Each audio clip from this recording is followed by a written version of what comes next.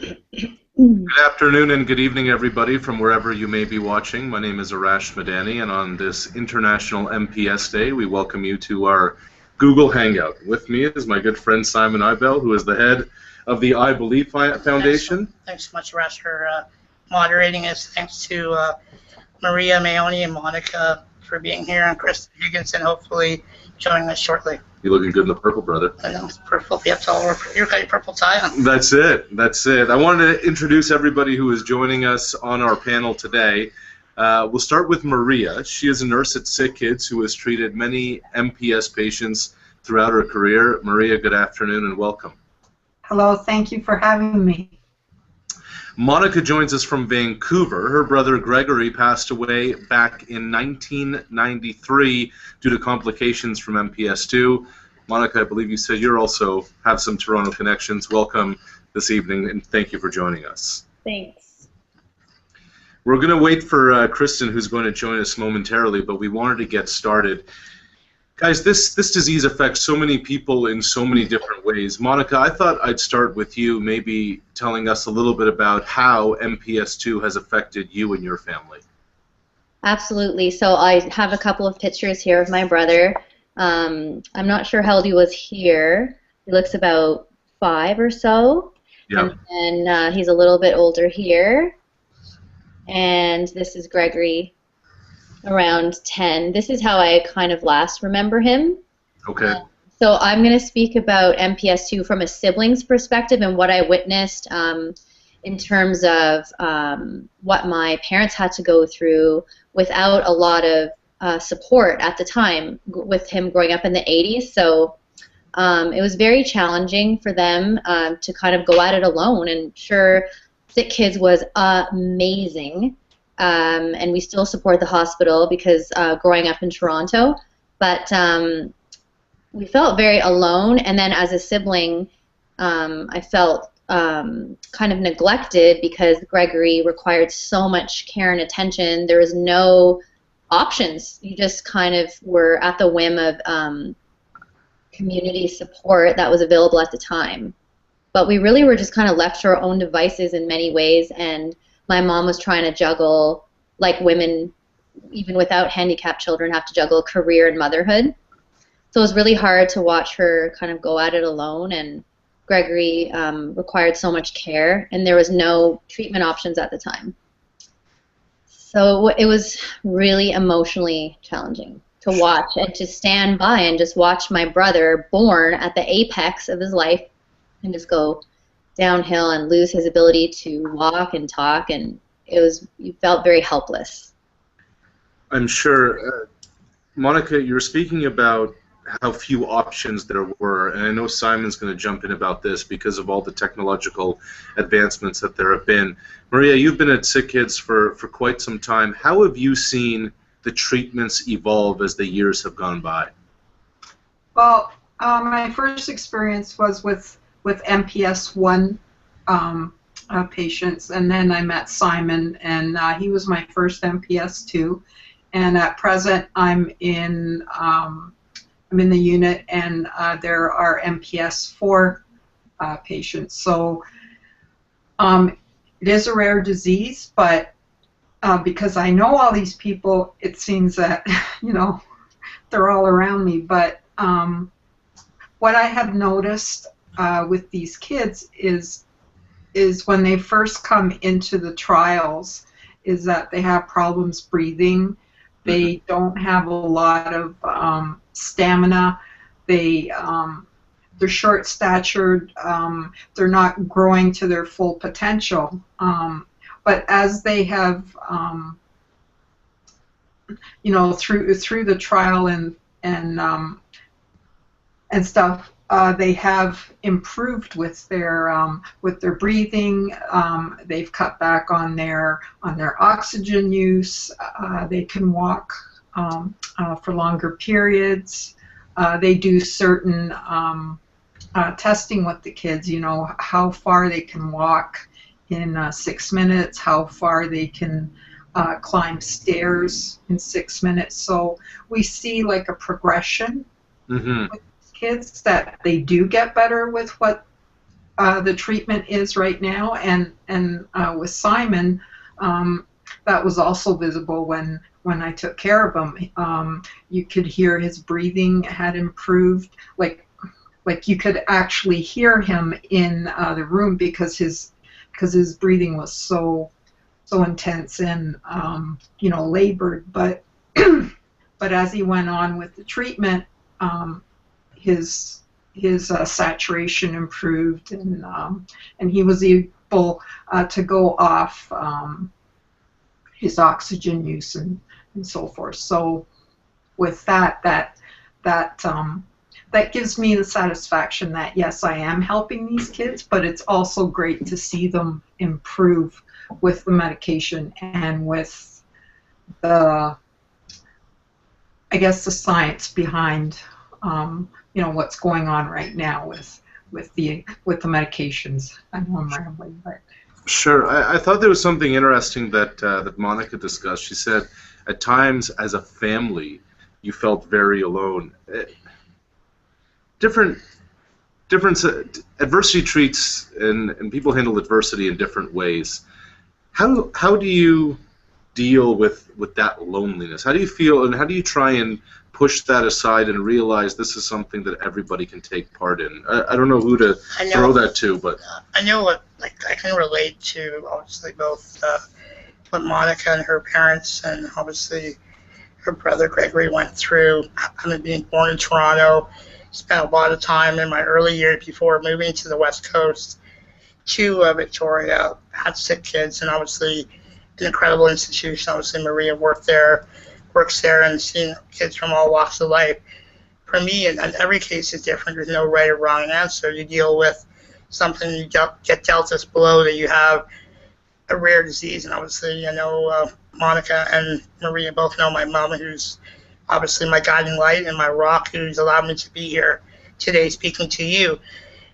It's for me, like when I was diagnosed at almost 2 years old, and they're constantly told, and I'm sure Monica's mom could relate to this as well, is that like she was an overbearing mother, just a protective mother. Right. But the mother's instinct, he knows something's wrong, right? And so, thank goodness we got a diagnosis, which provides closure in itself. But then you're left to fend. For me as a youngster, my mom was the original, I call her the original Tiger Mom, kind of trailblazing, and kind of, she didn't have a support system. It's just the 30th anniversary of the MPS Society in Canada. So I don't want to interrupt, but that's the biggest thing. Without a support system, Monica, maybe we'll reintroduce you to the conversation here. And you said you guys were relying on community support. Obviously your brother has passed now, but do you guys now get the sense there's more help out there, and what can be done to help people further as people deal with different bouts of adversity and are dealing with MPS, do you think? Well, just from what I know from one of the families that I've met here in Vancouver, the Purcells, and a little boy, Trey Purcell, it still requires a very strong mother, and in the Purcell's case, father, to spearhead what they need for their child. But I get the sense that there are definitely more options now. And from what standpoint do you think? Well, definitely in terms of treatment. And then with treatment, you have a whole team of people to kind of watch over your case and who are invested in the health of all of these children. But in general, in our current society, mothers, even with healthy children, I can speak to that because I have 3 young children, 7, 5, and 1. And we have a culture now of support, but you also have to seek it. It's available to you, but you have to seek it out.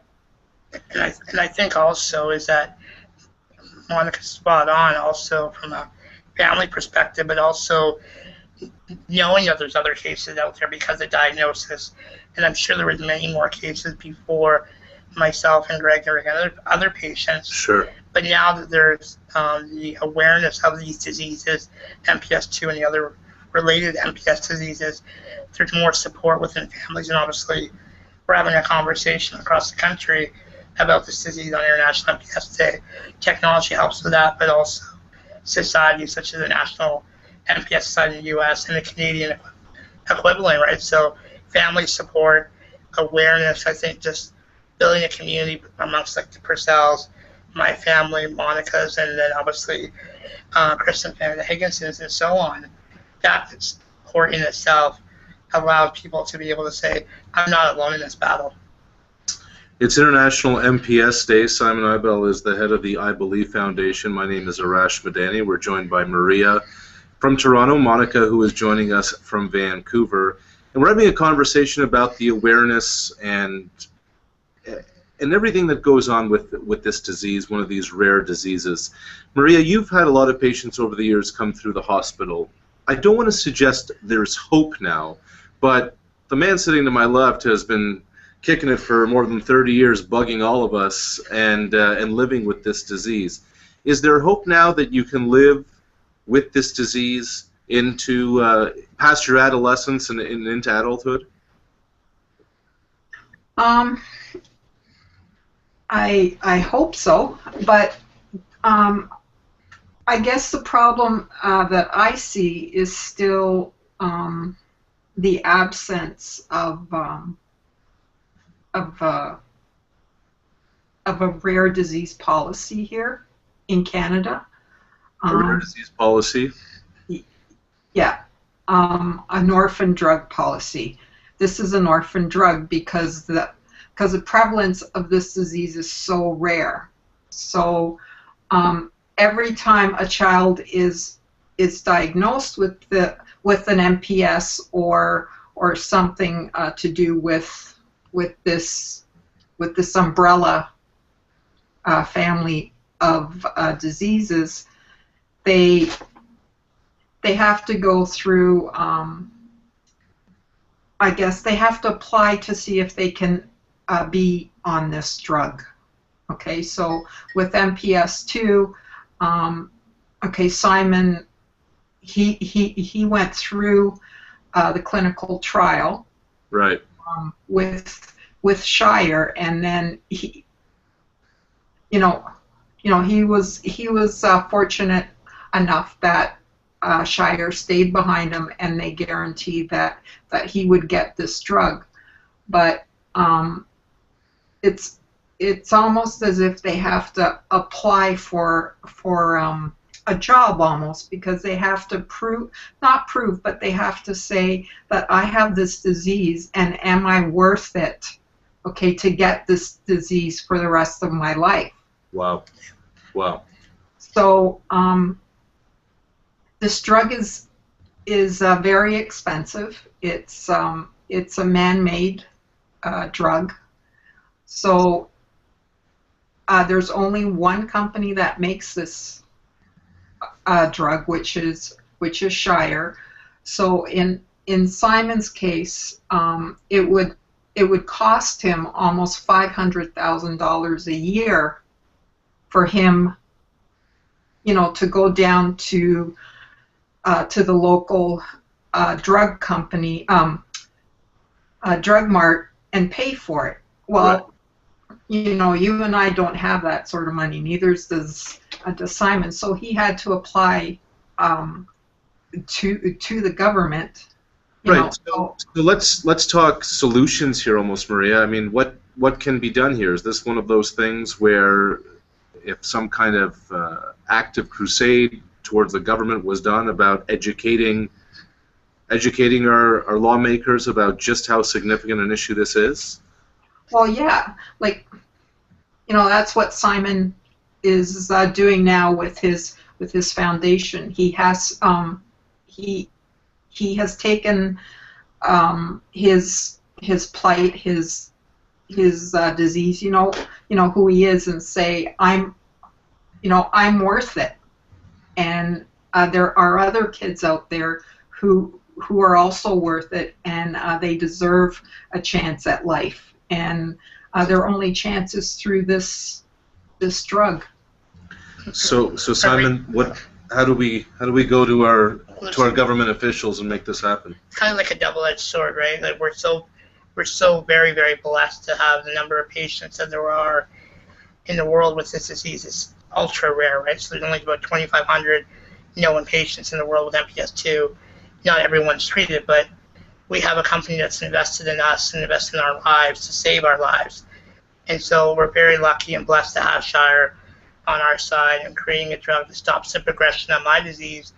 And unfortunately, we're having technical difficulties to bring Kristen. Her son Jack is 4 years old, and someone of his age, and he's on treatment. His quality of life is going to be so much greater because he started on a treatment at a younger age. I started when I was 25. Jack is just 3.5 when he started, so there's not going to be the buildup of cellular waste, and it's not, his quality of life is going to be greater than that if someone who's later on in life gets the treatment. The point that Maria's making in terms of fighting, you have this treatment that's going to save your life. You get that every week, and you're going to take costs away from the healthcare system because you won't have to go to hospital visits as often. Sure. So on.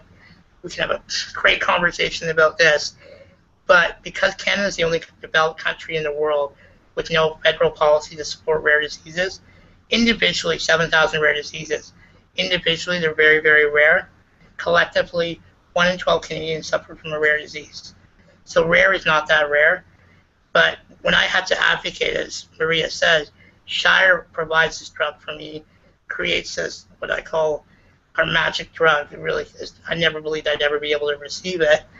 And to be able to have to go and fight the government to be able to get a drug that saves my life. Every patient with a rare disease that has a treatment, if I were to move back to BC or Alberta, there's no guarantee I'd get my drug. Right. I'd have to stop. I have to start from square one again, fight for my own life and then the lives of the Trey Purcells, the Jack Higginsons of the world. And you shouldn't have to fight when you have something we know is proven to improve the quality, improve our health, which in the end is going to take costs away.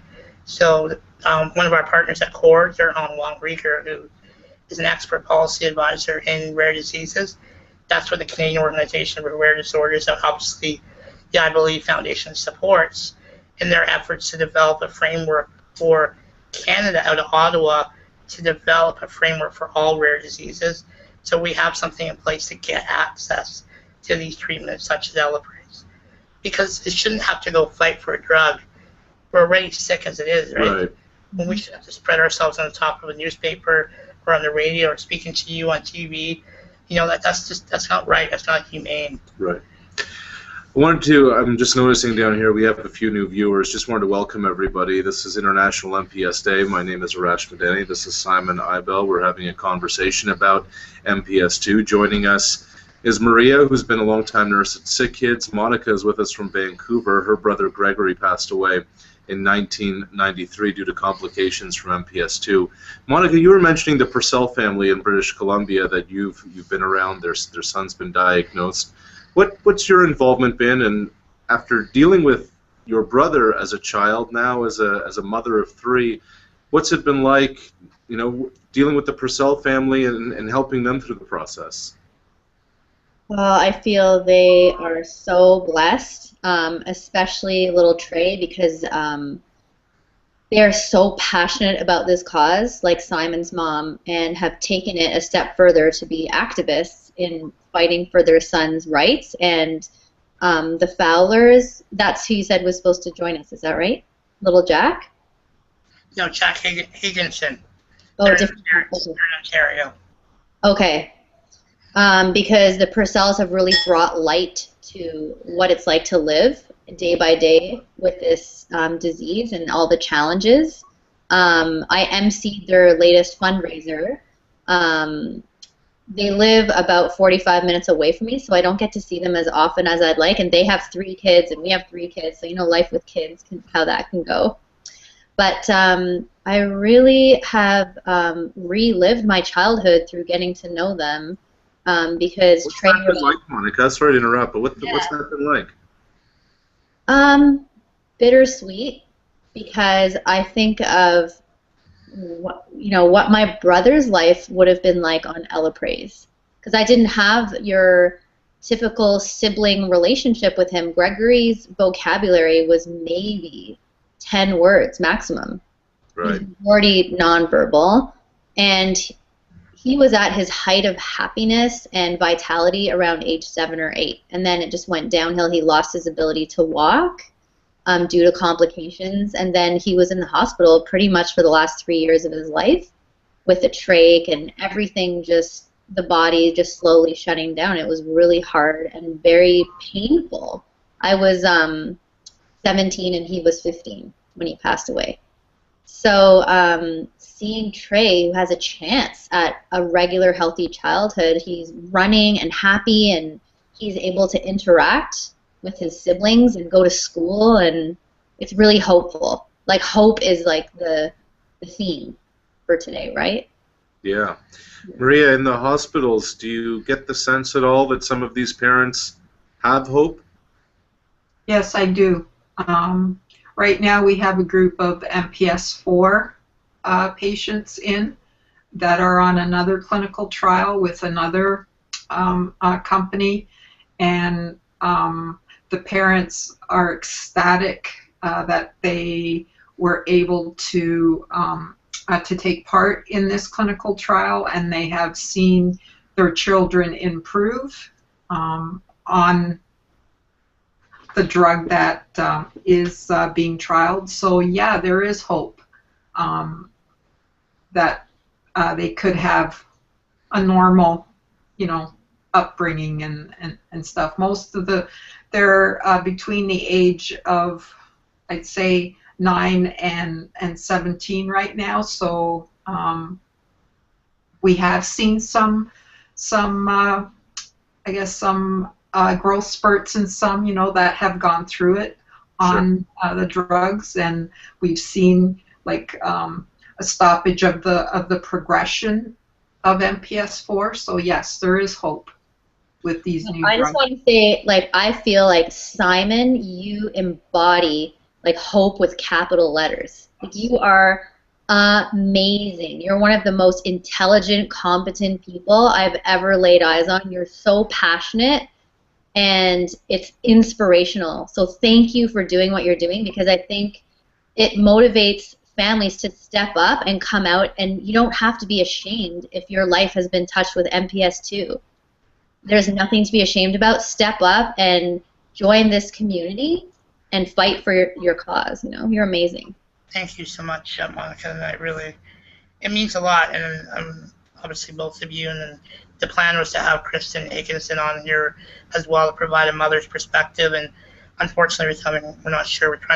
We're reaching her via text, but can't get her connected, unfortunately. But next time for sure. Exactly that, though, Monica. It's like the I Believe Foundation.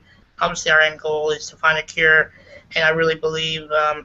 I'm not religious per se, but strong values and beliefs that things happen for a reason. And I know Arash, and we did a video back in November for the 10-year anniversary of myself being on the trial receiving enzyme replacement therapy, and I really believe this is my calling, is to be able to share my voice, because as you know, a lot of your brother Gregory is a great example with nonverbal, and literally didn't have a voice, and so constantly throughout my life I've been told in the best case scenario, and that's why I wanted to.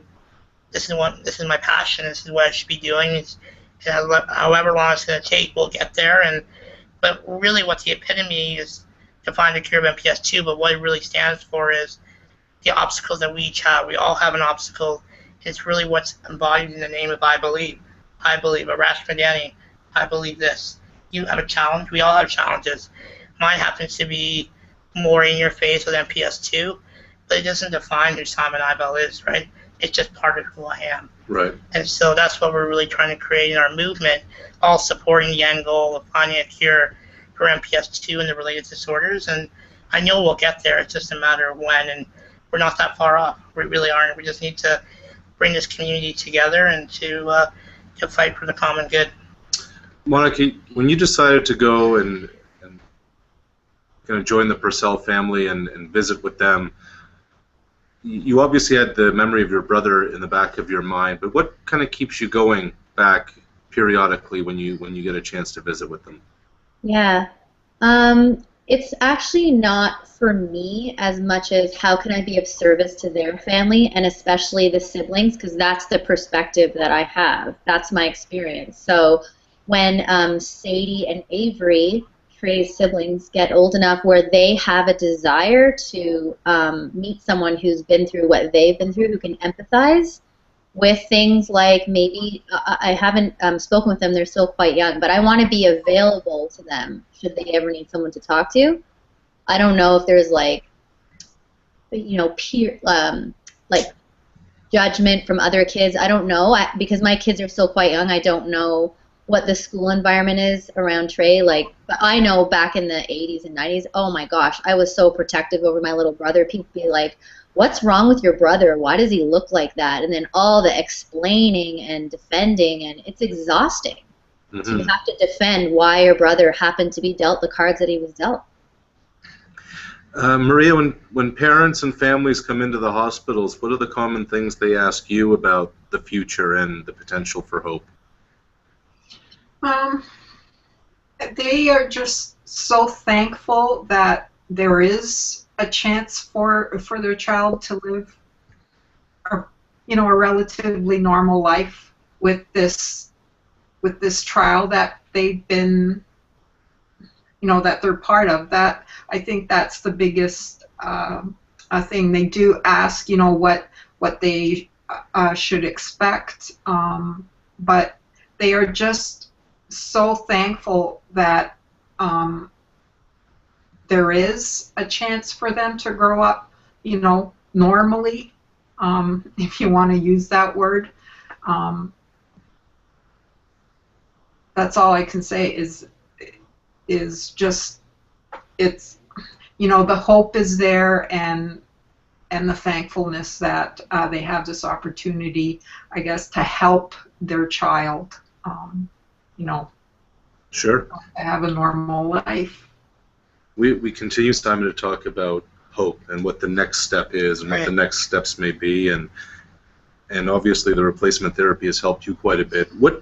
What's your kind of message towards that hope of technologically, and the medicines that may be available, the technology that may be available a year from now, a decade from now? Where could we be? We talked about this, Arash, and obviously with other families as well. Is like the goal of ours is to find a cure. Our cure right now, as Maria and Monica know, is enzyme replacement. Right. That's not a cure, though. That's a therapy, but it is our cure. That stops the progression of disease, even for those patients that have neurological involvement with MPS II. They've seen, obviously, they're in the last, the later stages of the trial for giving that to the spinal cord and to the blood-brain barrier. They've seen a lot of positive signs there. But where we're putting our focus and efforts in terms of fundraising is there's not a lot of specialists worldwide and globally in this disease of MPS II and other MPS disease and lysosomal storage disorder.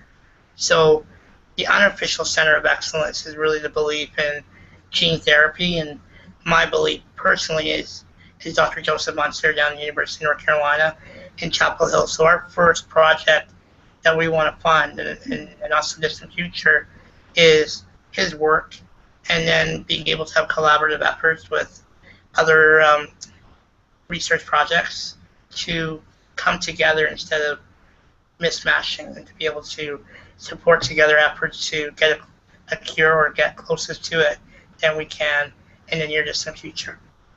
Monica, your brother passed away, but how satisfying would it be for you to see a cure for this disease? Oh my gosh, like, just to show you my brother again. I don't know if you can tell, like, his spirit emanated pure joy and unconditional love.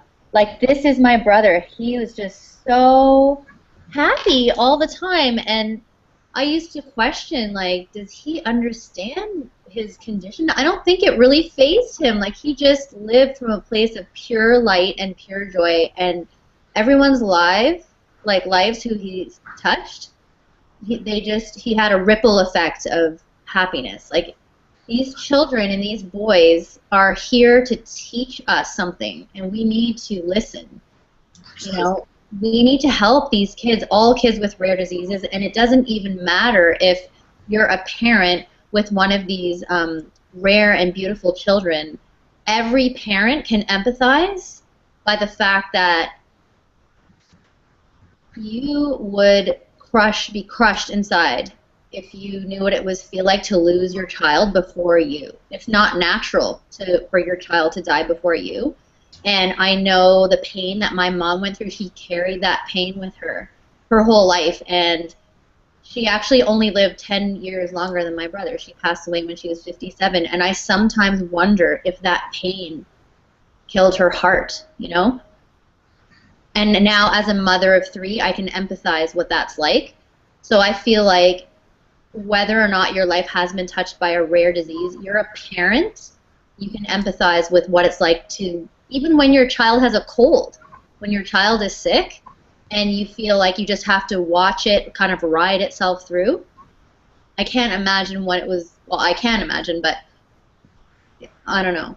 It's very emotional, this subject, especially now that I'm a mother. Like, the last thing you want is for your children to not be well and then to leave this earth before their natural time and before you is probably got to be the worst pain. Yeah. Maria, one of Simon's mantras is, we can and we will. Are we getting there? I think so. There's more and more hope with these enzyme replacement therapies. I think MPS I is covered, MPS II is covered, MPS IV, MPS VI is covered. So I think there's going to be a new trial now for the MPS IIIs. So we're getting there, and there's always hope.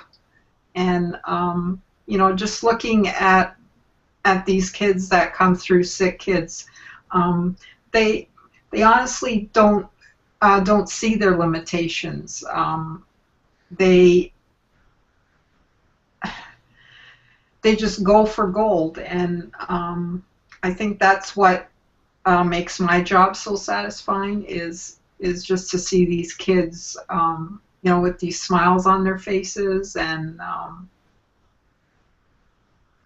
yeah, it's an amazing thing to see them improve and to get better, and to see them walk, you know, 10 yards more or 10 meters more than the last time that they tested these kids. So yeah, I think we're getting there.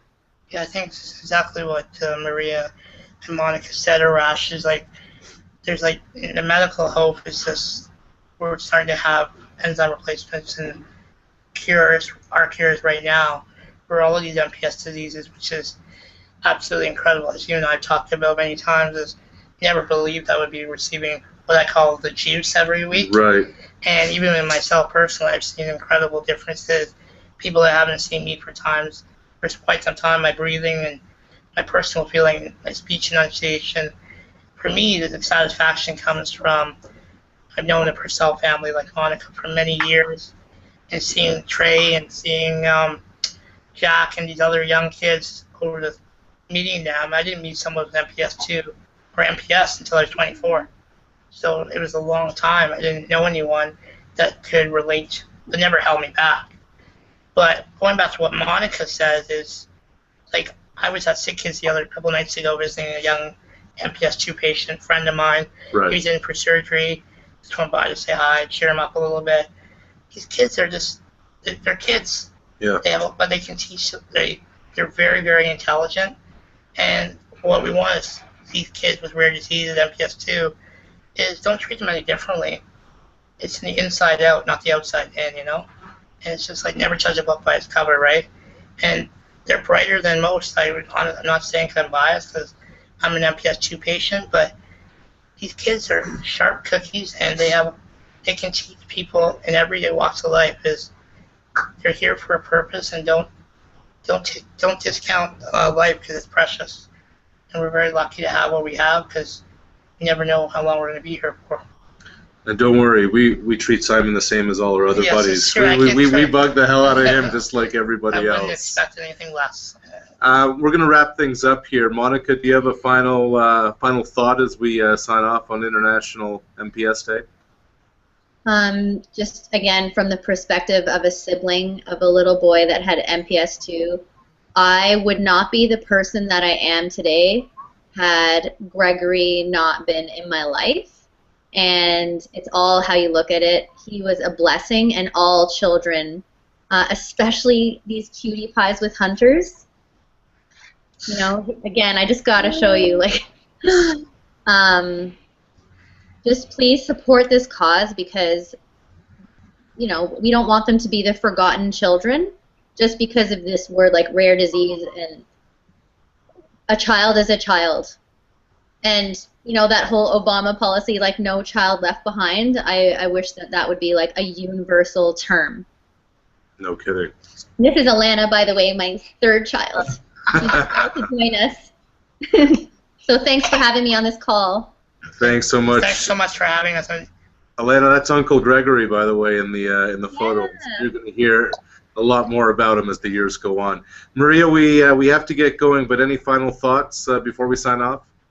No, I just want to say that that Simon is a very special young man, and I knew that from the second I met him. He's tireless. He's a real go-getter, and if anybody can change the government's minds with this orphan drug thing, it is Simon. And Simon, you know, I love you, and I will always be there for you. Thanks so much, Maria. Well, we thank everybody for joining us here. And thank you, Arash, for moderating. And sorry Kristen couldn't join us, but I know she would. She'll tune in. I'll give her a call after the call. But you're all three of you are dear friends of mine, and I really appreciate the support of MPS II on this special day and the I Believe Foundation. So thanks so much. Thanks so much for joining us, everybody. A special thanks to Maria and Monica, who joined us remotely, and we hope this conversation can help all of you who may have some way or another been affected by MPS. Good night, everybody. Good night.